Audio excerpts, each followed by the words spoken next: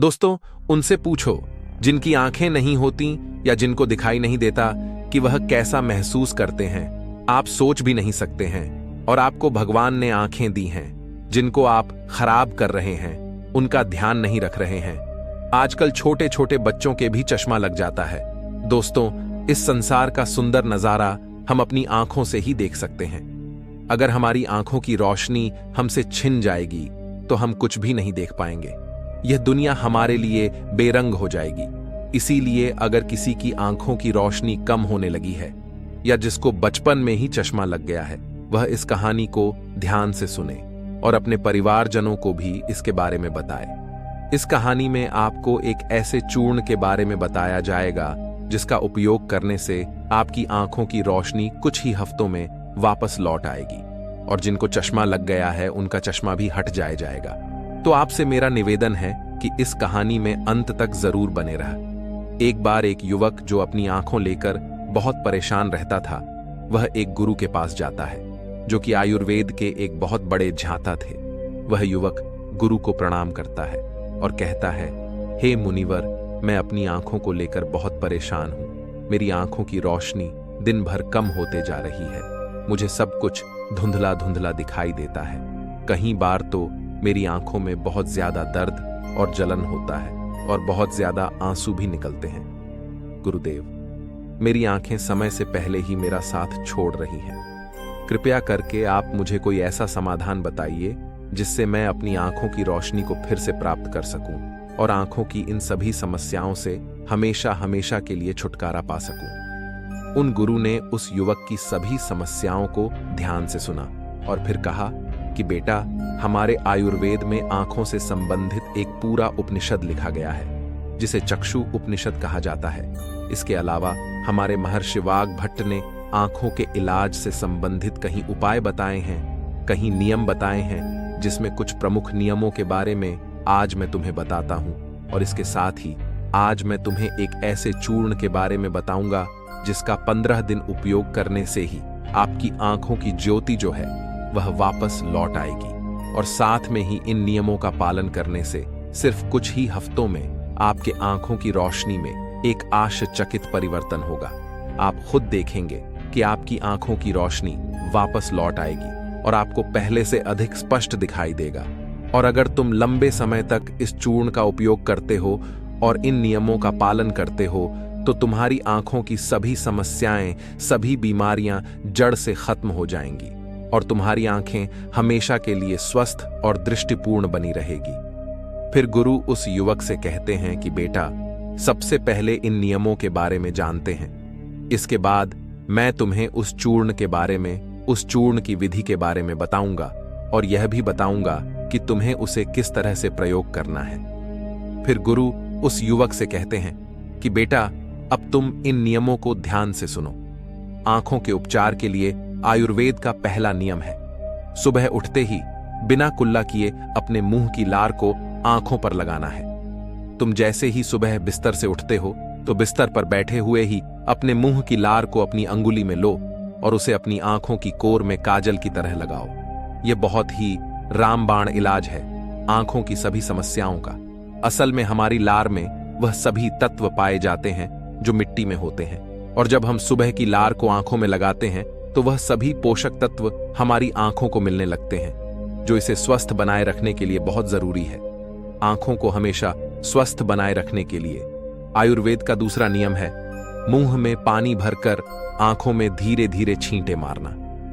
तुम जब रोज सुबह अपनी आंखों को धोते हो तो उसे ऐसे ही मत दो, बल्कि उससे पहले अपने मुंह में पानी भरो, फिर अपनी आंखों पर कम से कम 20 छींटे मारो।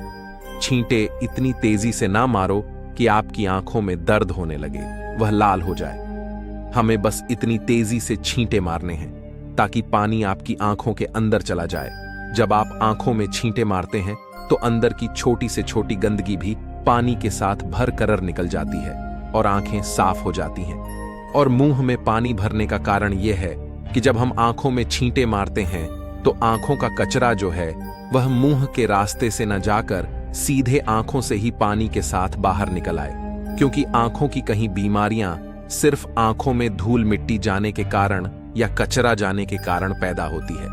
और जब यह सब कचरा साफ होगा तो हमारी आंखें भी स्वस्थ होंगी। फिर गुरु उस युवक को तीसरा नियम बताते हुए कहते हैं कि बेटा, सूर्यदेव को देखना है। हर दिन लगभग 5 मिनट के लिए सूर्यदेव को देखना है, लेकिन दोपहर में या तेज धूप में नहीं। सिर्फ उगने से 1 घंटे के अंदर अंदर या फिर सूर्यास्त होने के 1 घंटे पहले। सबसे ज्यादा अच्छा तो यह होगा कि तुम सूर्यदेव के उगने या अस्त होने के समय उनके दर्शन करो, और जब जरूरत महसूस हो तो पलके झटका भी सकते हो। शुरू में इसे 1 मिनट के साथ शुरू करो और धीरे धीरे इसे 5 मिनट तक लेकर जाओ। सूर्य दर्शन के समय सूर्य की किरणें हमारी आंखों में अवशोषित होती हैं और हमारी आंखों को ठीक करती हैं। अंत में अपनी दोनों हथेलियों को रगड़कर उसे अपनी आंखों के ऊपर रख लो, लेकिन इस बात का ध्यान रखना कि आपको अपनी आंखों के ऊपर रखना है, उन्हें दबाना नहीं है। ऐसा करने से आंखों को आराम मिलता है। चक्षु उपनिषद में सूर्यदेव को आंखों का वेद कहा गया है। फिर गुरु उस युवक को अगला नियम बताते हुए कहते हैं कि आंखों का व्यायाम करो। आप इसे किसी भी समय कर सकते हैं, लेकिन सुबह और सोने के पहले करने से यह ज्यादा फायदा देता है। इसके लिए सबसे पहले तो अपनी आंखों को 10 बार ऊपर नीचे करो। 10 बार ऊपर करो और 10 बार नीचे करो। जितना हो सके उतना ऊपर करो और जितना हो सके उतना ही नीचे लो। लेकिन इस बात का ध्यान रखना है कि आंखों के साथ सर नहीं घूमना चाहिए। सर स्थिर होना चाहिए। सिर्फ और सिर्फ आपकी आंखें घूमनी चाहिए। आंखों को ऊपर नीचे करने के बाद आंखों को 10 बार बाईं ओर और 10 बार दाईं ओर लेकर जाओ। इसके बाद 10 बार आंखों को ऊपर कोने की ओर और 10 बार आंखों को निचले कोने की ओर लेकर जाओ। इसके बाद आंखों को गोल गोल घुमाते हुए एक वृत्ताकार आकृति बनाने का प्रयास करो। आंखों को 10 बार दाहिनी और गोल गोल घुमाएं और 10 बार बाईं ओर गोल गोल घुमाएं। फिर सबसे जरूरी व्यायाम, अपने हाथ के अंगूठे को अपनी दोनों आंखों के बीच में रखो और अपने नाखून के हिस्से को देखो और बिना ध्यान हटाए धीरे धीरे अपने अंगूठे को दूर लेकर जाओ। इस दौरान आपका पूरा ध्यान अंगूठे के नाखून पर होना चाहिए। जैसे ही अंगूठा दूर जाए तो सारा ध्यान अंगूठे से हटाकर उसके पीछे वाली चीज पर लगाओ। फिर वापस अंगूठे के नाखून पर ध्यान केंद्रित करो और फिर उसे धीरे धीरे अपने नाक के पास लो। इस प्रक्रिया को तुम्हें 10 बार दोहराना है और फिर इसके बाद अपने दोनों हथेलियों को रगड़कर अपनी दोनों आंखों को ढक लेना है और आंखों को आराम देना है। दरअसल हमारी आंखों के आसपास बहुत सारी मांसपेशियां होती हैं जो हमारी आंखों को चलाती हैं, उन्हें नियंत्रित करती है।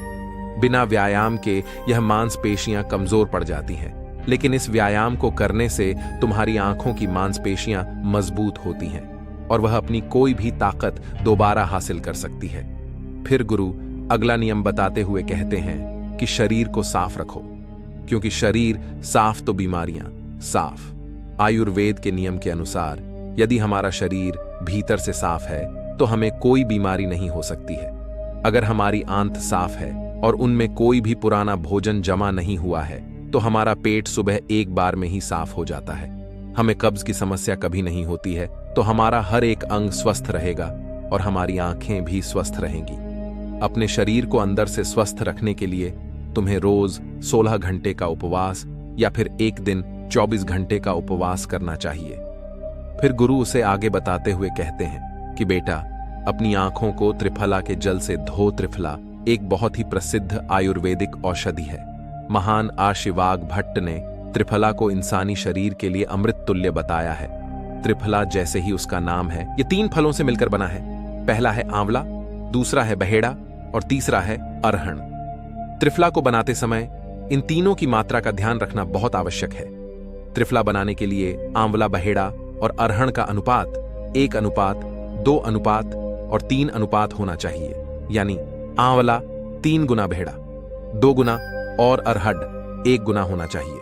इन तीनों को सुखाकर इनके बीज निकालकर इसे अच्छे से पीस कर मिला लीजिए। इस तरह से त्रिफला का चूर्ण तैयार हो जाता है। फिर इसे किसी मिट्टी के बर्तन में रख दीजिए और 1 चम्मच त्रिफला चूर्ण को 2 गिलास पानी में रात में भिगो कर रख दें और सुबह उसे छानकर अपनी आंखों को उससे धो लीजिए। ऐसा करने से बहुत ही तेजी से आंखों की सभी समस्याओं में आराम मिलता है और आंखों की रोशनी बहुत ही तेजी से बढ़ती है।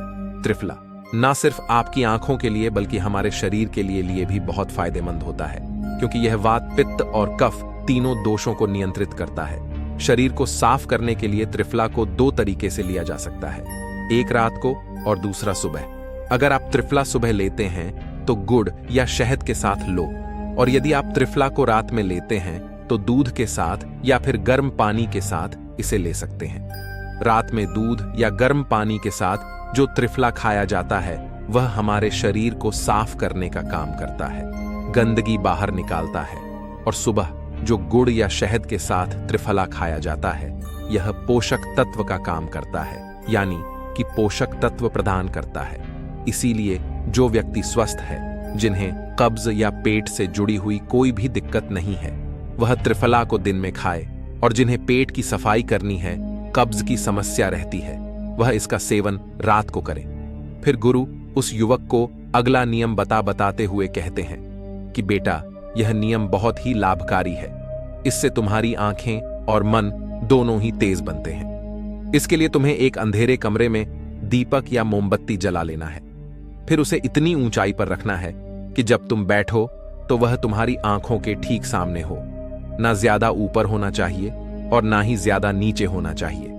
इसके बाद आपको अपने पीठ को सीधा करके आरामदायक स्थिति में बैठ जाना है और अपनी दृष्टि को उस दीपक या मोमबत्ती की ज्वाला पर, यानी ज्योति पर केंद्रित करना है और लगातार उस ज्योति को देखना है।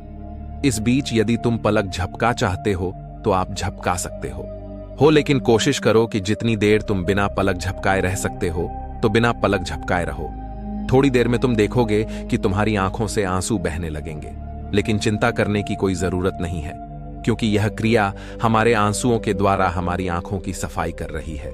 इस प्रक्रिया के बीच आप आंखों के आंसू को रोकने का प्रयास ना करें, बस इन्हें बहने दें। इस दौरान अपने हाथों से अपनी आंखों को भी स्पर्श नहीं करना है। जब यह प्रक्रिया पूरी हो जाए तब अपनी दोनों हथेलियों को रगड़कर धीरे धीरे धीरे अपनी आंखों के पास लेकर जाओ और आंखों को ढक लो।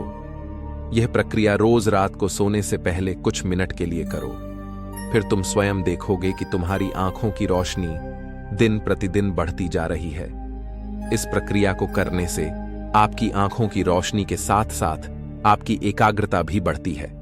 फिर गुरु उस युवक को अगला नियम बताते हुए कहते हैं कि किसी भी ठंडी सब्जी जैसे खीरा, लौकी और आलू के छोटे छोटे टुकड़ों को कुछ मिनट तक अपनी आंखों के ऊपर रखो।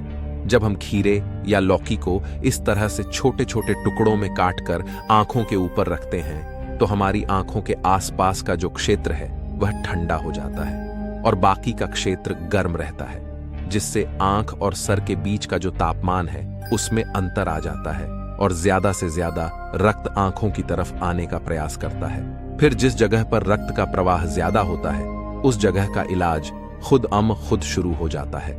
इस प्रक्रिया को आपको हर दिन 10 से 12 मिनट तक जरूर करना है।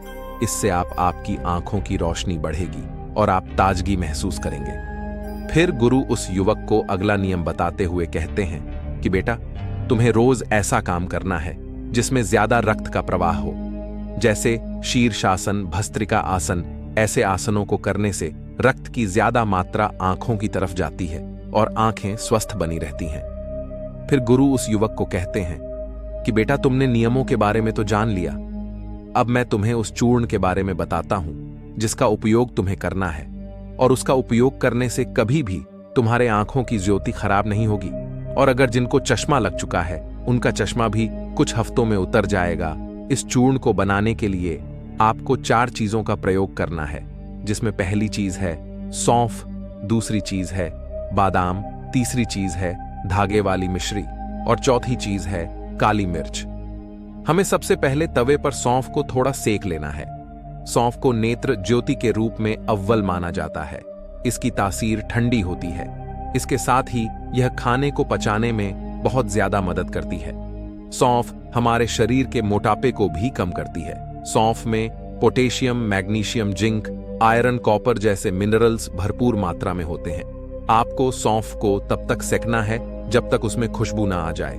जब खुशबू आने लगे तब आप उसे नीचे उतार लीजिए। फिर आपको बादाम को हल्का हल्का सेकना है। बादाम में विटामिन ए प्रचुर मात्रा में होता है, जो हमारे दिमाग को तंदुरुस्त रखता है। इसमें प्रोटीन एवं फाइबर काफी अच्छी मात्रा में पाए जाते हैं, जिसकी वजह से हमारा पेट भरा भरा रहता है और यह हमारे मोटापे को भी कम करती है। इसके बाद आपको बादाम और सौंफ को अच्छी तरीके से पीस लेना है। इसका बारीक चूर्ण बना लेना है और इसके बाद आपको धागे वाली मिश्री में से धागा निकाल देना है और उसे कूटकर उसका बारीक चूर्ण बना लेना है। फिर आपको 10 से 15 काली मिर्च लेनी है। काली मिर्च में एंटी इन्फ्लेमेटरी तत्व पाए जाते हैं जो आंखों के लिए बहुत लाभदायक होते हैं। इसके साथ ही काली मिर्च जीवाणु रोधक और इम्यूनिटी बढ़ाने में सहायक होती है, जिससे आंखों की रोशनी मजबूत बनती है। काली मिर्च में विटामिन ए और विटामिन ई पाए जाते हैं जो आंखों के लिए बहुत लाभदायक है। काली मिर्च को भी आपको अच्छी तरीके से कूट लेना है, उसका भी बारीक चूर्ण बना लेना है। फिर आपको इन चारों चीजों को एक साथ मिक्स कर लेना है। फिर आपको इस चूर्ण को एक चम्मच गुनगुने पानी में या फिर एक गिलास दूध में सुबह सुबह खाली पेट लेना है। इसको लेने से आपकी आंखें बिल्कुल स्वस्थ रहेगी और साथ ही साथ आपका पेट भी बिल्कुल साफ होगा। आप अच्छी तरह से फ्रेश हो पाएंगे। इससे आपको अच्छी नींद आएगी और आपकी आंखों की रोशनी और दिमाग तेज होगा। और यह चारों चीजें जो है वह आपको अपने घर में ही उपलब्ध हो जाएंगी। फिर गुरु उस युवक से कहते हैं कि बेटा, आज के समय में आंखों को स्वस्थ रखने के लिए जो सबसे ज्यादा जरूरी है वह है अपनी स्क्रीन टाइम को कम करना। आजकल लोग सुबह उठते ही सबसे पहले अपने फोन के मैसेज को देखते हैं और फिर पूरे दिन यहां तक कि देर रात तक मोबाइल या लैपटॉप को यूज करते हैं। और इन लैपटॉप, फोन, टीवी से निकलने वाली लाइट हमारी आंखों के लिए बहुत नुकसानदायक होती है। इसीलिए आप एक ऐसा रूटीन बनाएं जिसमें आप रात में 8 या 9 से 8 बजे के बाद किसी भी तरह की स्क्रीन को नहीं देखेंगे। ऐसा करने से आपकी आंखों को तो आराम मिलेगा ही, साथ ही साथ आपकी नींद जो है वह गहरी हो पाएगी और अगले दिन आप तरोताजा महसूस करेंगे। और अगर आपका काम देर रात तक लैपटॉप पर है तो आप हर कुछ देर में ब्रेक लो, आंखों को बंद करो और उन्हें आराम दो। इसके अलावा आप अपने खाने में विटामिन ए और विटामिन सी को शामिल करो, जैसे गाजर, संतरा, चक्कुल इत्यादि। यह सब आपकी आंखों को स्वस्थ रखने के लिए अहम भूमिका निभाते हैं। तो दोस्तों, उम्मीद करता हूं आपको इस कहानी से जरूर बहुत कुछ सीखने को मिला होगा। यह कहानी आपको कैसी लगी हमें कमेंट बॉक्स में कमेंट करके जरूर बताएं और इस वीडियो को लाइक भी जरूर करें और साथ ही इस वीडियो को अपने दोस्तों के साथ जरूर शेयर करें ताकि उन्हें भी इस कहानी से कुछ सीखने को मिल सके। ऐसी ही प्रेरणादायक और बुद्धा स्टोरी सुनने के लिए हमारे चैनल बुद्धा स्ट्रेंथ को सब्सक्राइब करके बेल आइकन को जरूर दबा दें ताकि आने वाली अगली वीडियो की नोटिफिकेशन आपको मिल सके। इस वीडियो में बस इतना ही। मिलते हैं अगली वीडियो में, तब तक के लिए अपना ख्याल रखिएगा। धन्यवाद।